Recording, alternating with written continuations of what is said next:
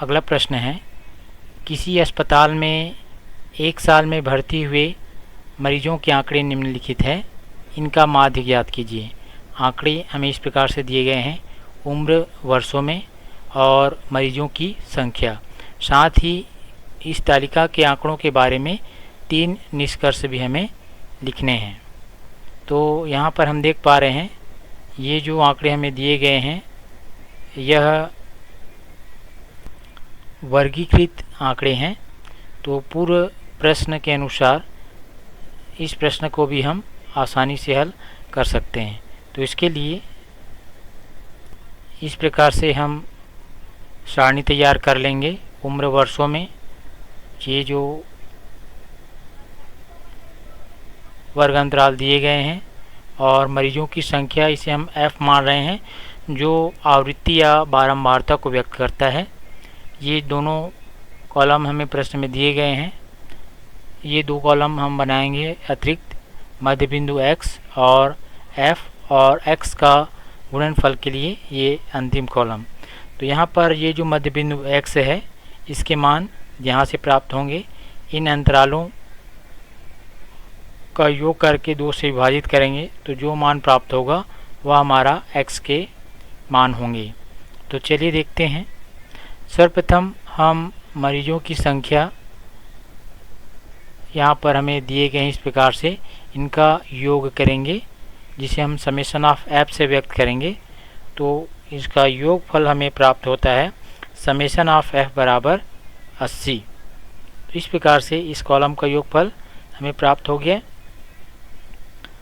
अगला कॉलम है मध्य बिंदु x ज्ञात करने के लिए हम इनका योग करके 2 से विभाजित करेंगे।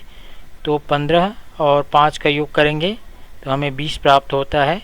उसे 2 से विभाजित करने पर हमें 10 प्राप्त होगा।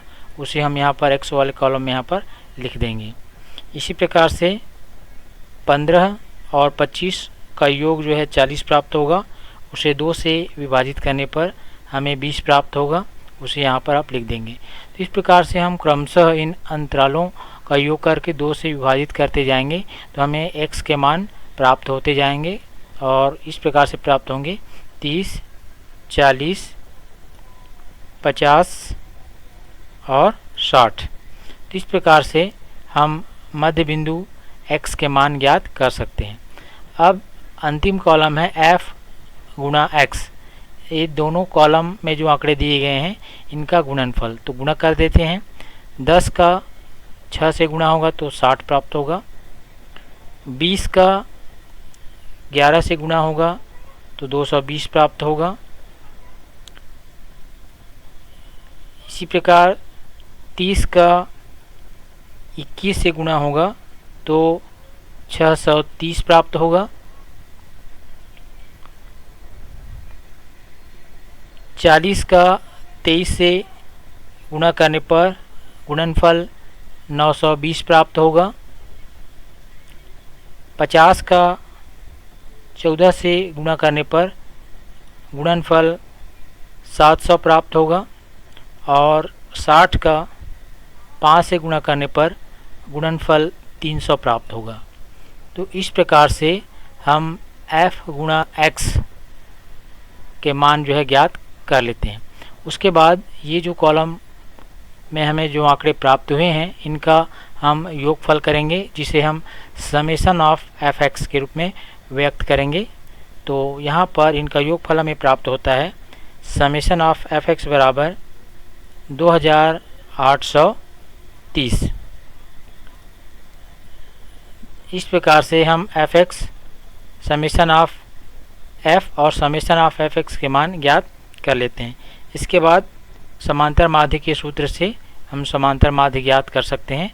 समांतर माध्य बराबर x बार बराबर समेशन ऑफ fx बटे समेशन ऑफ f ये होता है। यहाँ पर समेशन ऑफ fx और समेशन ऑफ f के मान हम चूँकि निकाल चुके हैं, इन मानों को यहाँ पर हम क्रमशः रख देंगे। रखने पर हमें प्राप्त होता है 2830 बटे 80। 2830 को 80 से विभाजित करेंगे। विभाजित करने पर हमें प्राप्त होता है 35.37 वर्ष। तो इस प्रकार से हम समांतर माध्य ज्ञात कर सकते हैं। अतः अस्पताल में एक साल में भर्ती हुए मरीजों के उम्र का माध्य 35.37 वर्ष होगा। प्रश्नानुसार ये जो आंकड़े हमें दिए गए हैं इससे 3 निष्कर्ष भी लिखने हैं, तो चलिए देखते हैं। सर्वप्रथम हम माध्य निकाले हैं, इसे निष्कर्ष के रूप में लिखेंगे। अस्पताल में एक वर्ष में औसत 35.37 वर्ष उम्र के मरीज भर्ती हुए। अगला यहाँ पर आप देख पा रहे हैं 35 से 45 उम्र वाले मरीजों की संख्या यहाँ पर 23 दी गई है, इसे आप लिख लेंगे। 35 से 45 वर्ष के सर्वाधिक 23 मरीज भर्ती हुए। इसी प्रकार से सबसे कम मरीजों की संख्या 5 है, जिनकी आयु 55 से 65% है। तो इसी प्रकार से आप लिख सकते हैं 55 से 65 वर्ष के सबसे कम मरीज भर्ती हुए। तो इस प्रकार से आप प्रश्न में जो भी आंकड़े दिए हैं उनके आधार पर आसानी से निष्कर्ष लिख सकते हैं। इस प्रकार इस सवाल को आप हल करेंगे।